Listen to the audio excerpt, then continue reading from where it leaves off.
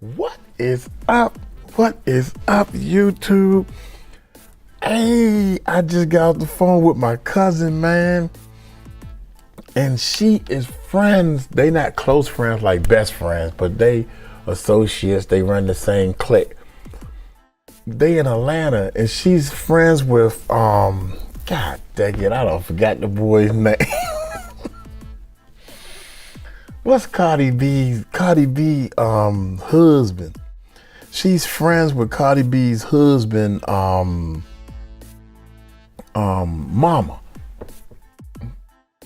Okay, that's supposed to be news. What am I supposed to do? But I was shocked. Up, what's his name? Chuck. I don't even know the boy's name. I forgot. She just said the name and everything. She said, yeah. I said, oh, yeah. Anyway, man, how y'all doing? What is up? Check it out. So shout out to Cardi B. Yeah, so now I can go, look, this how people do things like, yeah, you know, I can get in touch with Cardi B. No, you can't. I probably can. But, you know, me and my cousin, we close.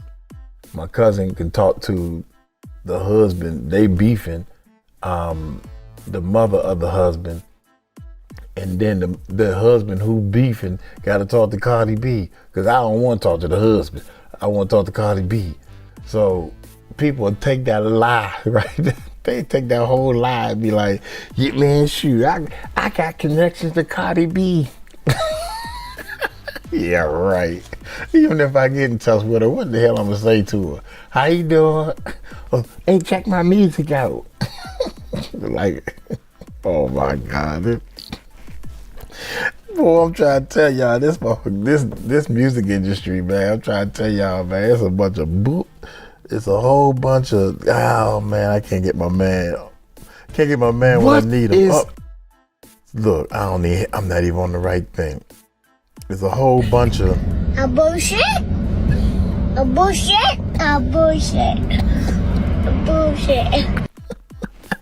Y'all gotta see him. Have y'all seen him? Just in case. That's my cousin right there. This is my cousin. I don't care what anybody say. Come on, thing. Are you? Oh man, it won't drop in. Good, I don't need to drop in. Oh, it's Chrome, that's why. And that's Firefox. It's Chrome. Check this out, man. A bullshit.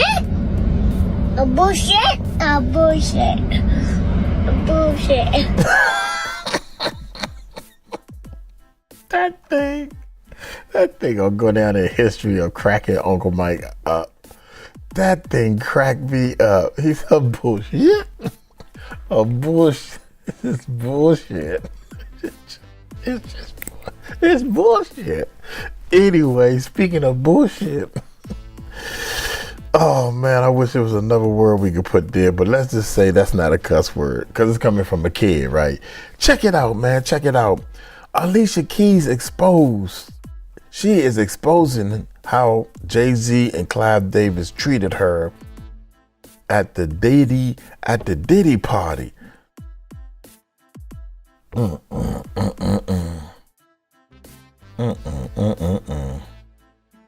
Where they get these pictures from, man?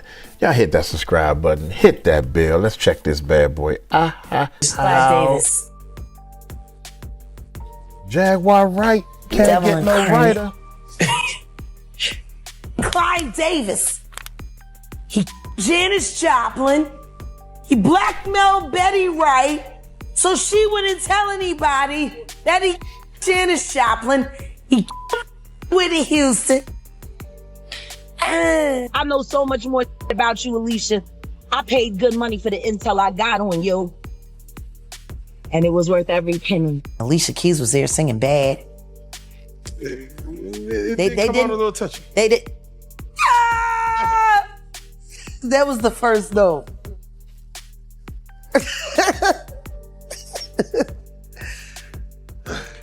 Was it her or was it the demon inside of her asking to be let out? The music industry loves polished stories. It loves success, it loves talent, and it loves inspiration. But behind every polished story, there is another version. A version with pressure, influence, silence, and guidance that is not always natural. Today, we look at the story of Alicia Keys and the powerful people who helped shape her career. Alicia Keys was guided, controlled, protected, and sometimes pushed into situations she never spoke about. It says Jay-Z, Clive Davis, and the social circles around Diddy all played a role in how she moved, how she was seen, and how her image stayed spotless. This is not a hit piece. It is a commentary on patterns. The pattern of silence, the pattern of protection, the pattern of choosing peace instead of public confrontation. Alicia Keys is loved because of her voice, her poise, and her presence. But the commentary suggests that a carefully built system stood behind her from the start. A system that managed her art, her relationships, her controversies, and even her public reactions. We will explore her early career, her connection with Clive Davis, her collaboration with Jay-Z, her personal life controversies, the no makeup movement, the Saudi Arabia event, and the long list of rumors that she never addressed. You want to know what Clive Davis did for Whitney Houston? While he was busy trying to bring her back. See, people forget, before she came to the United States, he sent her on an international tour. And she went out on tour, and she was still getting high at the time. You know, let's see. What happens if I put in Whitney Houston? What happened if I put in Whitney Houston? Who else? Kazakhstan. That's where she went? Was that in Kazakhstan? Oh, man. This was not long before she passed away. Not because you're happy that she's falling apart, it's just she's doing the crackhead antics so dope. You know what I mean? She was in it. Huh? Yes. What is my key? Like she's in front of the president of Kazakhstan. Oh, my God. Oh, my God. But it was good enough to get that check, though. And then he put her in rehab to clean her up right before it came time for America, because she had to at least appear sober in America for the whirlwind story. And then they brought in R. Kelly to do that song for her. That she had to use auto-tune to sing because her lungs were so jacked up from all the smoking. And, you know, a lot of people didn't know she was a heavy smoker. She was a chain smoker. She smoked 3 packs of Newports a day and still could sing like that. But when you add in the cocaine or the crack, Damn, 3 packs a day? this and that, and when they did her autopsy, they said there was nothing wrong with her throat. Damn.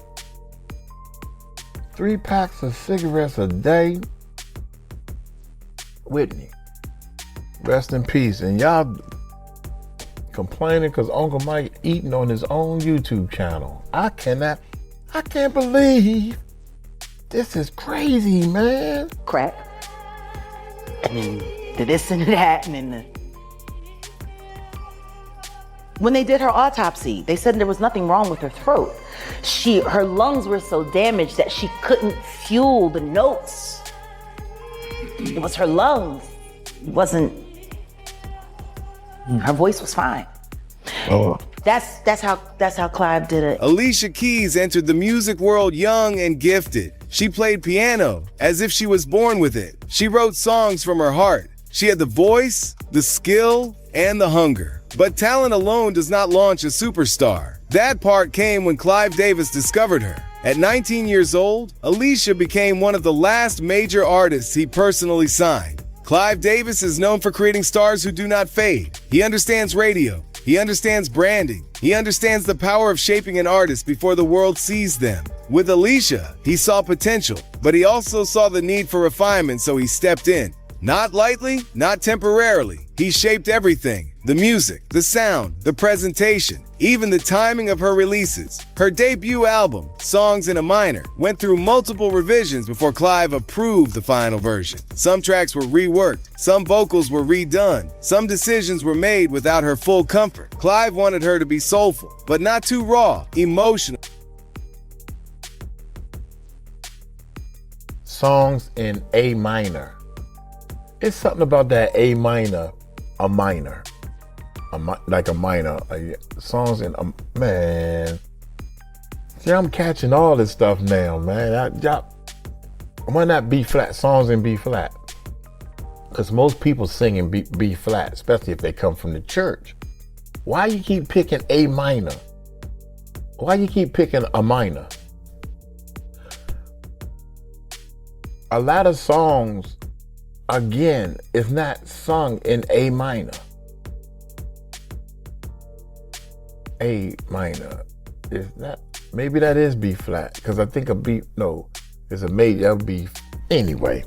Let's keep continuing. Here we go. I'm getting too deep in the theory of music, and y'all don't need to be in the theory of music. The final version. Some tracks were reworked, some vocals were redone, some decisions were made without her full comfort. Clive wanted her to be soulful, but not too raw, emotional, but still commercial, classical, but also radio friendly. He believed in her, but he believed even more in shaping her. This early control worked. Alicia's debut became a masterpiece. Critics praised her, fans connected with her. The industry crowned her as a fresh voice. This was also the beginning of a bigger pattern. Alicia became an artist who trusted strong industry hands to guide her. She was not rebellious. She did not fight her label publicly. She did not challenge Clive. Instead, she thanked him and followed the path he laid out. And y'all can hear that fairy tale about Clive Davis, you understand? He might took him to the back of the boardroom or something like that and blessed him, you understand? But all that about, that he was the money and he was the engine behind Bad Boy getting started, nah. You know what I'm saying? Because Kirk Burroughs was the brains behind this. You understand? Knowing how to get the money, knowing how to write the up, you understand? For the artists, for the people, and taking care of that. You understand? Because when we was doing the parties and Puff had the red zone, the building and everything like that, we would always take the money over to Fifth Avenue to Kirk Burroughs' house. He stayed over there on 111th and Fifth Avenue, across the street from the Schomburg. So all that they get on television and you see in the Bad Boy story that they was going to Scarsdale with that. They try to X Kirk Burroughs out of his legacy of starting and doing everything for Bad Boy. You understand? This is crazy the way they get out here and they want to fool you. And then when a like me get on here and start, talking and telling and saying what really happened, say, yo, I'm a snitch. Get the out of here. I ain't snitching on nobody, because I ain't got no criminal record where nobody could go to jail for whatever I tell. Now, I could tell some for a mother to go to jail with, all right? You know what I'm saying? Don't get it up. You understand? Because he knows that. Stuff, go to jail. He knows that. So, back at this, we talking about, this fairy tale with Clive Davis. Scratch that out your thought process. Yeah, Clive Davis ended up bringing him to Arista because Arista was looking for a rap situation and everything like that. But it wasn't because he Puff didn't have the avenue and he had an artist and he had that. He got that because he kept the engine going with the Bad Boy money from Buck and L from Buck. And you know why they got 916 to like synthesis, because they was out there doing their thing as entrepreneurs, street entrepreneurs. It ain't it's public record, so it ain't no it is what it is. You understand? These cats get out here, and they don't have no honor no more. You understand? They want you to think it's all right, you understand? And they hard body because they sitting around here kissing other men in the mouth and, dressing like they feminine and everything like that, and want you as the masses to think, yo, it's alright, that's the new millennium. If it was the new millennium, I don't want no part of it, bro. You understand? I'm good. I'm not gonna be the old in the chain in the club with a chain tight around my neck and everything like that. I'm not gonna be the old that you gonna see with no tight jeans on. You understand? You understand? I'm not gonna be the big old with none of that on. Behind the scenes, Clive reportedly directed more than just her music. He influenced her interviews, her wardrobe, the softness of her public tone, and even the way she spoke about her personal life. Alicia became an example of a perfectly shaped artist, talented enough to shine, disciplined enough to follow directions, and calm enough to avoid drama. Many fans believe she was naturally peaceful. As Alicia Keys rose higher, she entered the most influential circles in music, album launches, private dinners, industry retreats, and of course, the iconic parties hosted by powerful figures. Among these were gatherings associated with Diddy. These parties were the heartbeat of celebrity culture. They were filled with artists, executives, models, athletes, and people who held real power. These parties were more than just celebrations. They were networking arenas. They were stages where alliances formed. But when you give up your manhood, I've never seen somebody recover from it. That was all the people that went to the puffy parties. That was all the people that did all those things thinking that there was never going to be a consequence for what they were doing. Get punked out and pimped out by some greater desire. You shouldn't have a greater desire than being a man. So I believe that's a big problem with a lot of the actors out there because they get fluid. And next thing you know, once you go fluid, it's gone. You don't have any foundation to pull yourself back from. So maintain your man card, no matter what. Man, I mean, you know, one of the things you're seeing, you went to a whole different place. Sorry. No, I get it. So you see some guys struggling with that. You see Bieber struggling with that. You see some of these guys struggling with that. They can't get it out of their head. They can't get it out of their head.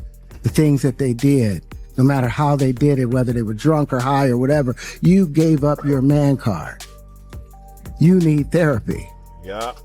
And that's the thing that hurts them the most. And so they end up on drugs, end up every way to try and get rid of any principles there are. And that's what the business does. And the women that trade their bodies to go and get the role, they get to the point where they have their Oscar, they have their money, but they don't have their dream. They don't have the soul that they started with. So it's like achieving don't mean anything.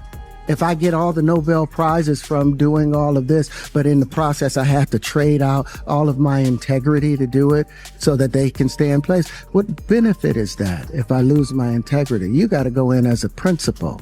And what we were brought in here as men. We produce 1,500 sperm per heartbeat for a reason, because the aggression is necessary. You don't trade that in, no matter what. Hey, did you ever have the opportunity where you got invited and you said no to it? Hell yeah. What was the consequences when you said no? Puffy invited me for weeks, asking me to come and teach him how to, wanted me to be his acting coach for a while. Go there and he's sitting around just looking. I'm like, okay, what's the material you want to work on? He's just looking at me. Then next thing you know, okay, hey, will you help me?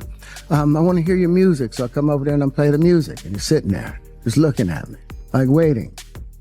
Okay. So then my assistant was like, he wants to hang out with you next week. And I was like, for what? He's like, I think he's trying to. That's what my assistant said. I was like, oh, okay. Now I get it. So now no more communication. Now you know to be hands off with somebody. A number of producers come in and make the approach, and you threaten to punch them in the mouth, or threaten to knock their head off for talking to you or looking at you like you're a woman. When you approach a real man about his masculinity, you're going to get a real reaction back. It's a difference when a guy walks in a room and when a man walks into a room. And a man don't take the same things that a guy will accept. So always be the man in the room. And that's always been my whole thing. And I've lost businesses because I don't bend over in that way.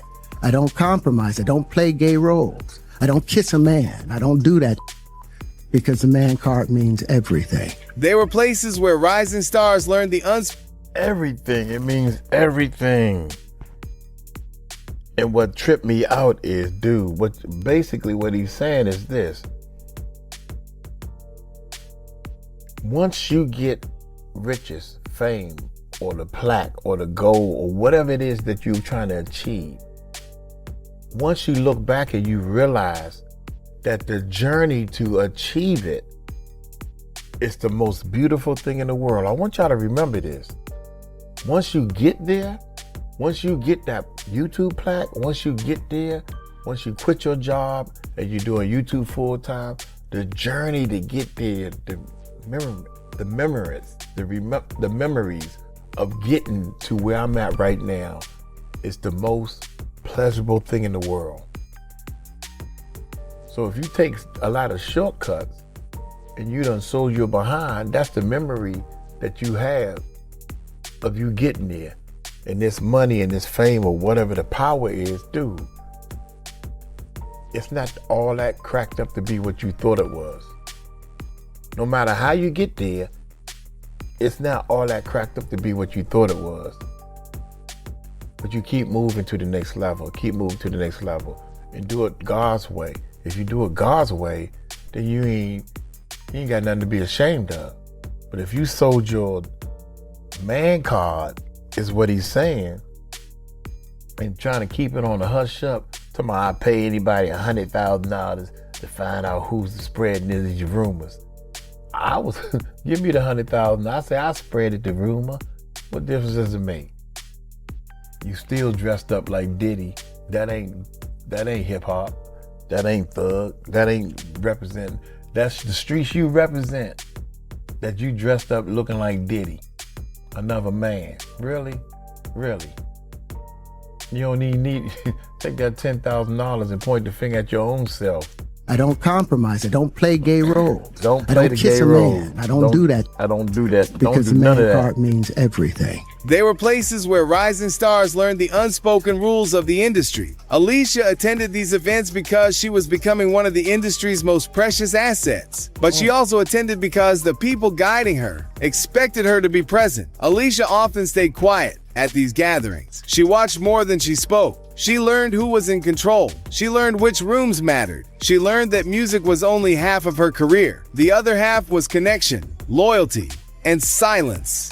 Especially silence. Diddy's events brought her close to Jay-Z, who would later shape one of the biggest hits of her career. At these gatherings, Alicia reportedly understood that the industry had a hierarchy. That hierarchy rewarded those who followed the flow and punished those who tried to resist. She was already connected to Clive Davis. Now, she was entering rooms where Jay-Z was a central figure. This was the second major stage of guidance in her life, one controlled by hip-hop power, business empires, and influential networks. Well, because the MeToo movement was a ruse.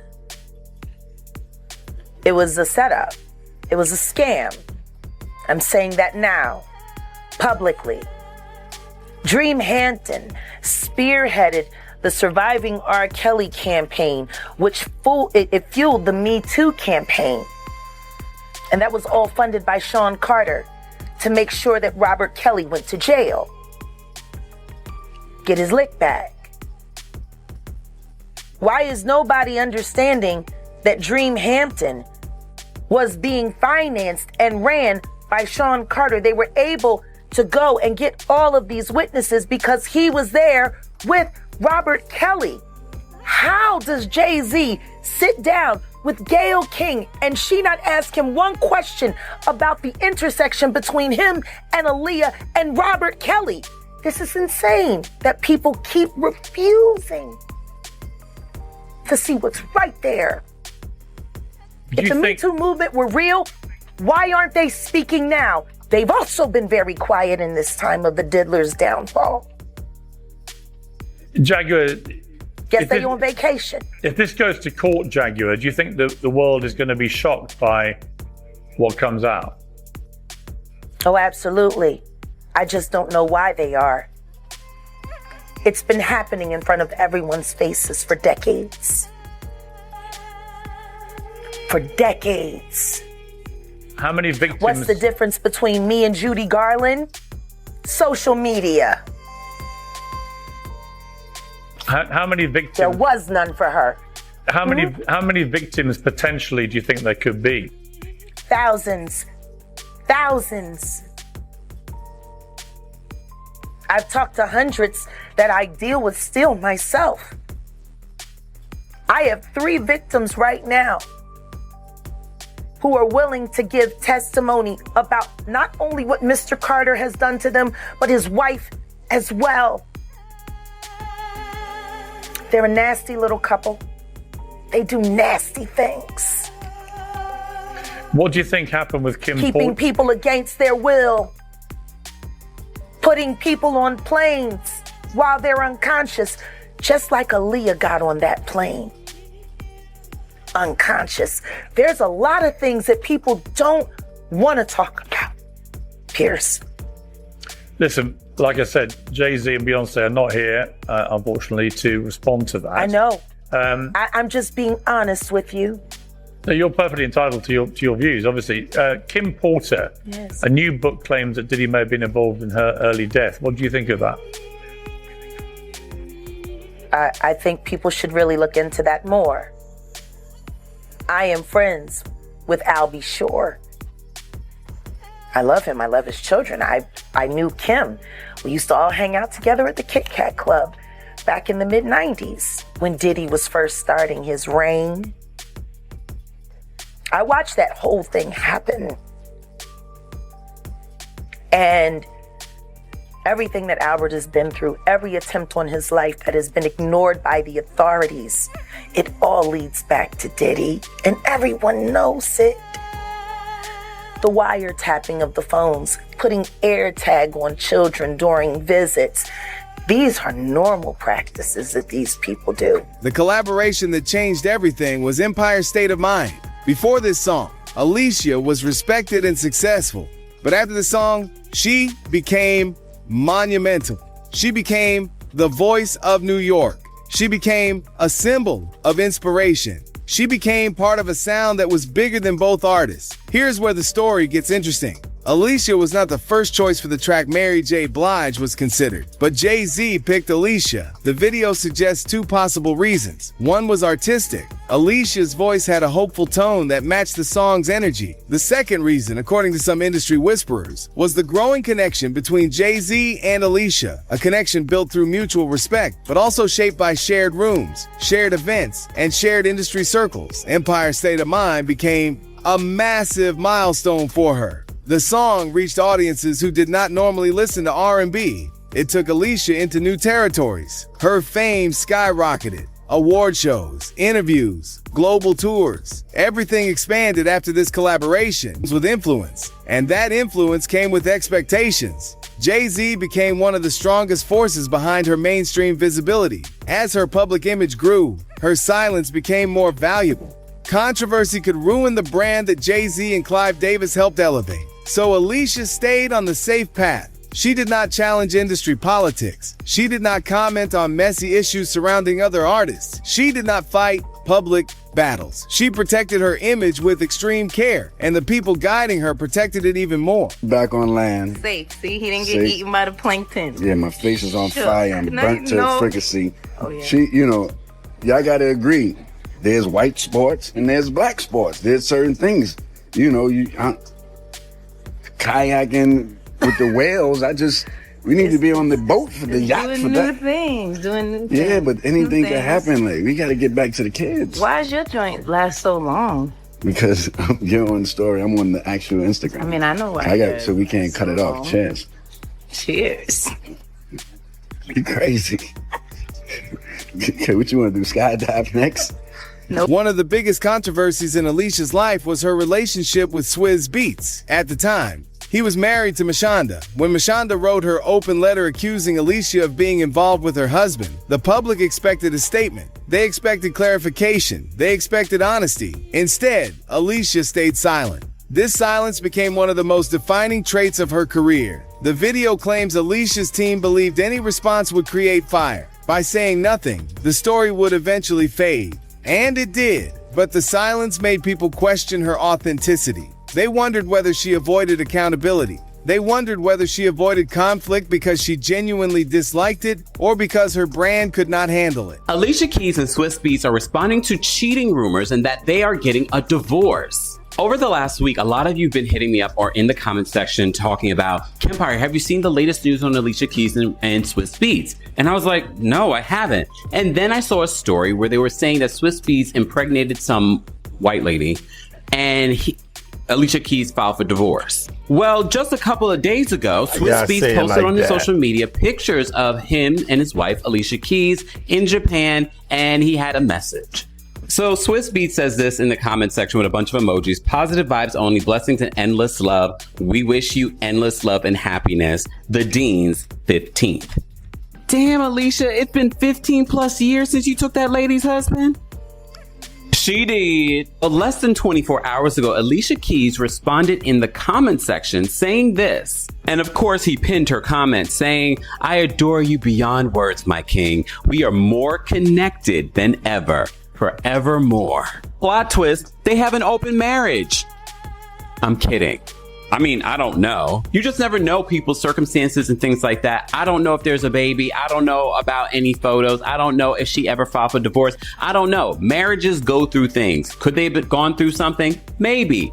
I don't know. But when that rumor came out, I hadn't heard anything solid or legitimate.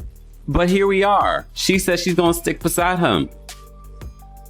But I know some of y'all that were doing videos on this could not wait for the day that this happened to Alicia Keys, because a lot of you say, how you got him is how you're gonna lose him. Well, at least not yet.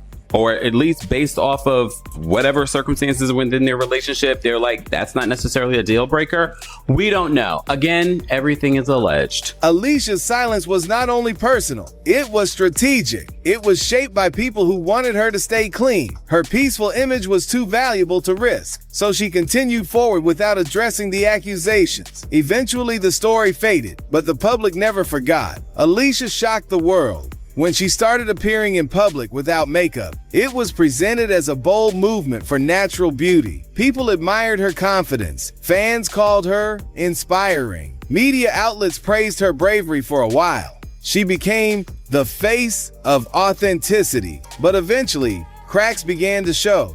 She appeared at events looking polished. Her skin looked prepared. Her face looked groomed. People accused her of being inconsistent. Critics said the movement felt performative. They argued it was a branding strategy rather than a real personal choice. And again, Alicia stayed silent. She did not explain anything. She did not defend the movement. She did not clarify the process. She simply let people speculate.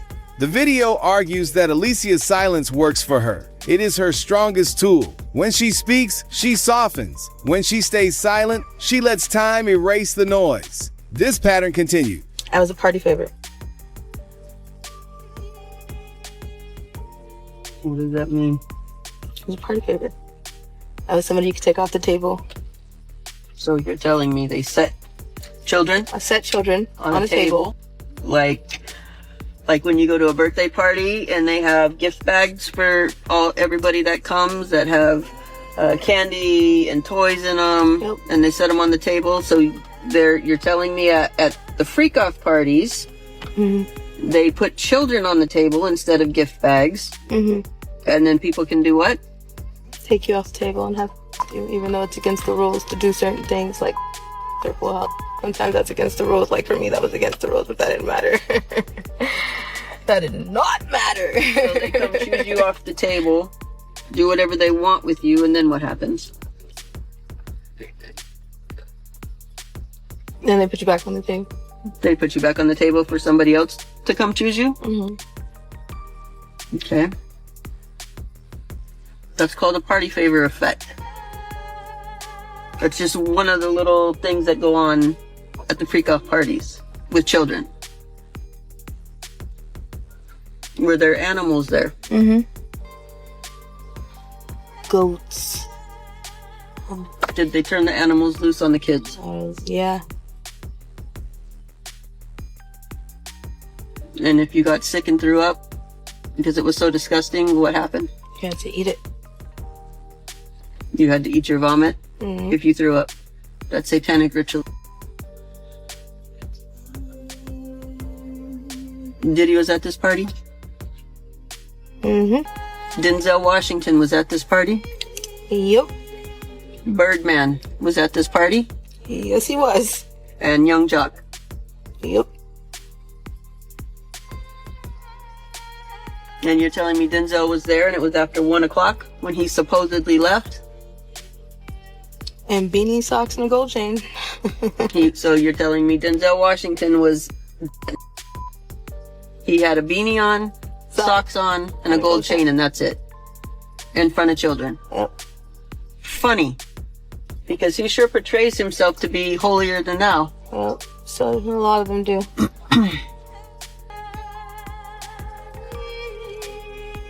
I think you also told me that one of those men have a birthmark. Left thigh. One of those men have a birthmark on their left thigh.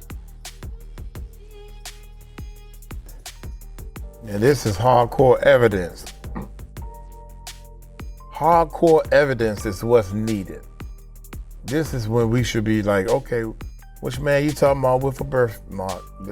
Describe the birthmark in as deep as you can. And then go to that person, tell the person to pull their pants down, see if that birthmark there. Now we got ourselves a case. Yeah.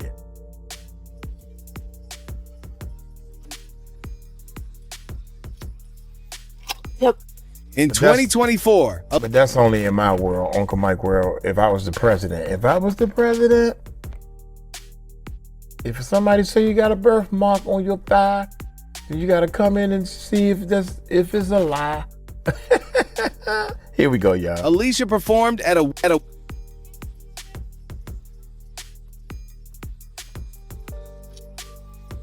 Yep. In 2024, Alicia performed at a women's summit in Saudi Arabia. Activists criticized her. They believed she was supporting a government with severe restrictions for women. Her posts from the event showed joy. They showed pride. They showed excitement. But they did not address the criticism. Once again, she chose silence. This silence protects her from political backlash. It keeps her brand neutral. It keeps her image clean. It keeps her audience wide, but also makes people question how genuine her activism is. Her brand has always been about empowerment. Yet, when challenged, she does not respond. This silence is not accidental. It is strategic. It is part of the system that has shaped her since she was 19. Throughout her career, Alicia has avoided major scandals, not because none existed, but because they never gained traction. The video mentions rumors of substance use. It mentions whispers about unpredictable behavior during certain performances. None of these claims have proof.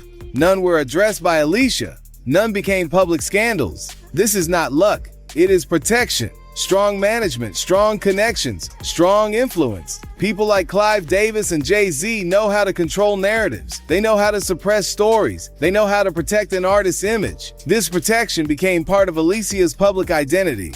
She was seen as pure, spiritual, positive, loving, and grounded. But the commentary says that this purity was shaped, not fake, but curated, carefully watched, carefully molded. You're damned if you do and you're damned if you don't.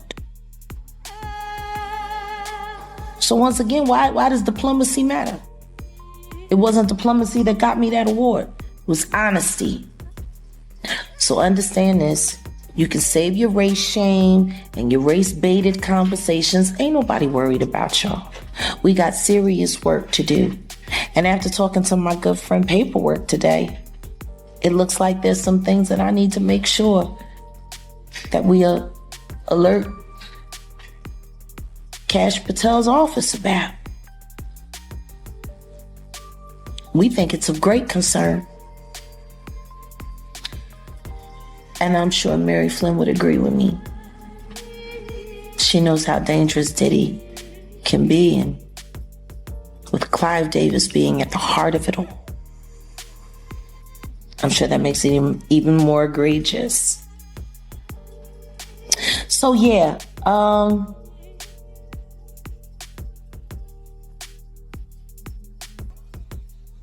last time I checked, I'm American.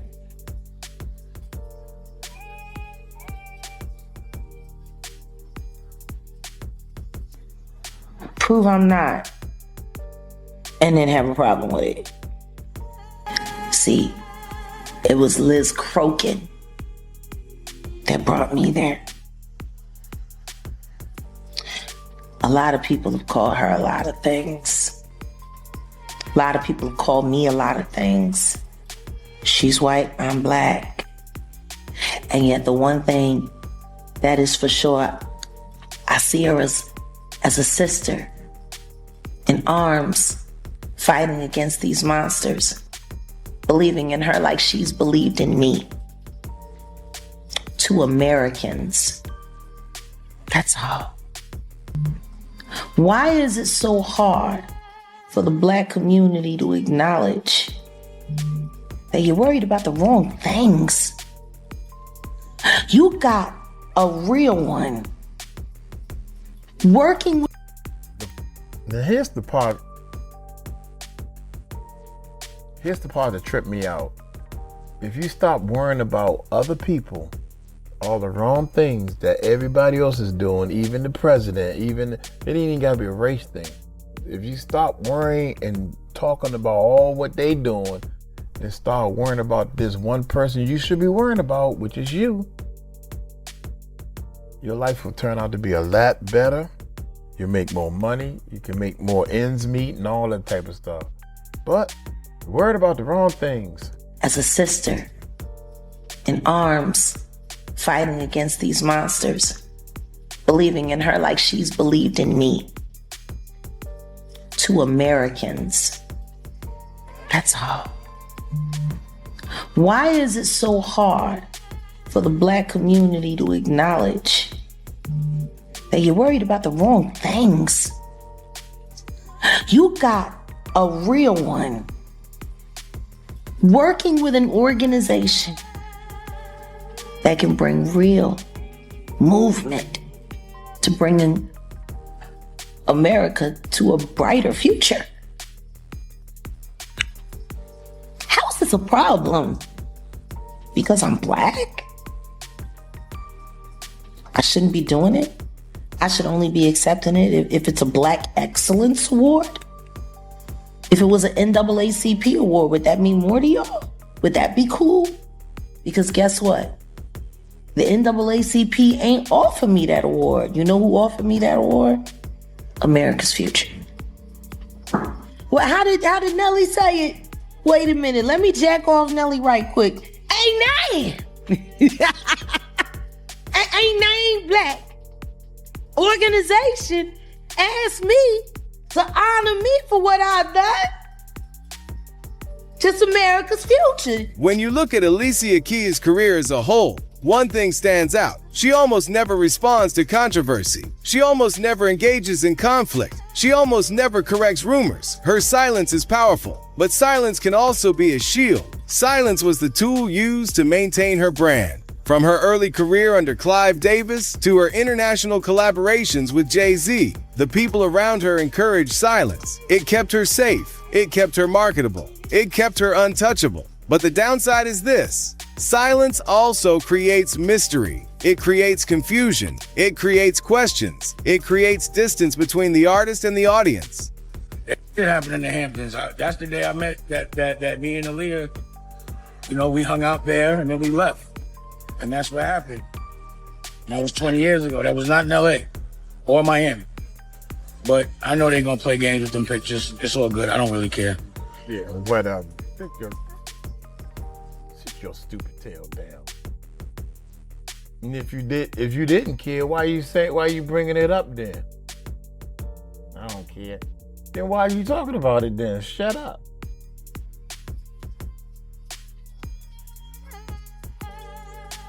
I thought on Diddy is sad, period. It's just sad. And crazy. And it's shocking. That shit don't want me outside at all. So, yeah, I'm sure. But I know I've been over here.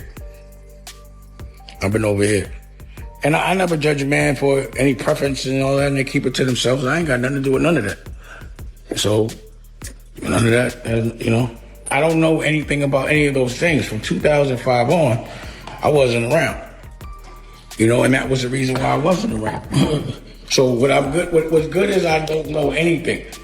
I just know I wasn't there. And whatever happened it's a mystery to me, like it was a mystery to everybody else.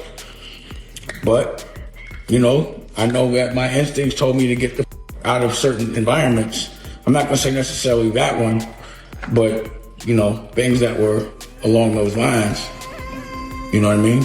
Alicia Keys is one of the most respected artists in the world. Her voice is timeless. Her music comforts millions. Her presence is soft and warm. Behind this gentle image is a carefully guided career shaped by powerful hands. Clive Davis crafted her early sound. Jay-Z expanded her global reach. Industry circles influenced how she moved. Diddy's events shaped what she saw. Critics challenged her choices. Rumors surrounded her. Controversies followed her. Yet through it all, she remained silent. Her silence protected her. Her silence strengthened her brand. Her silence kept her away from major scandals. But silence also hides truth. And when you look at her entire journey, you begin to wonder what part of her story was natural and what part was created. So now, the final question becomes clear. Is Alicia's silence a sign of inner peace or a sign of powerful control behind the scenes? Let us know what you think in the comments below. If you like this video, hit that subscribe button so that you never miss out on any new videos. And until then, fam, keep it real. Right. Alicia Keys, yeah. Look here, man. I got another aunt that's friends with Alicia Keys' mother. See, I got connections. Look, it's an aunt that I barely talk to. Unless somebody get murdered or somebody die. I see this aunt. But she is friends with Alicia Keys' mom. So that means I can get in touch with Alicia Keys too. See, I got all kinds of connections. That's crazy. So, man, they'd be like, what? If I even call that aunt and ask her to hook me up with the mother to get in touch with Alicia Keys, my aunt would say, boy, shut up. My aunt would say, nope. That's what you called me for? You didn't even wish me happy birthday for the last 10 years. I'm sorry, auntie. Look here, I'm gonna get on up out of here, man. That was a good thing Alicia Keys was doing. No makeup, doing a normal thing. Then all of a sudden, she flipped the script. Everybody want to flip the script. When that money start running funny, that script get flipped. I'm just saying. Look here, I'm gonna get on up out of here, man. Hey, y'all take it light, take it slow. Tell him Uncle Mike told you so. Peace out.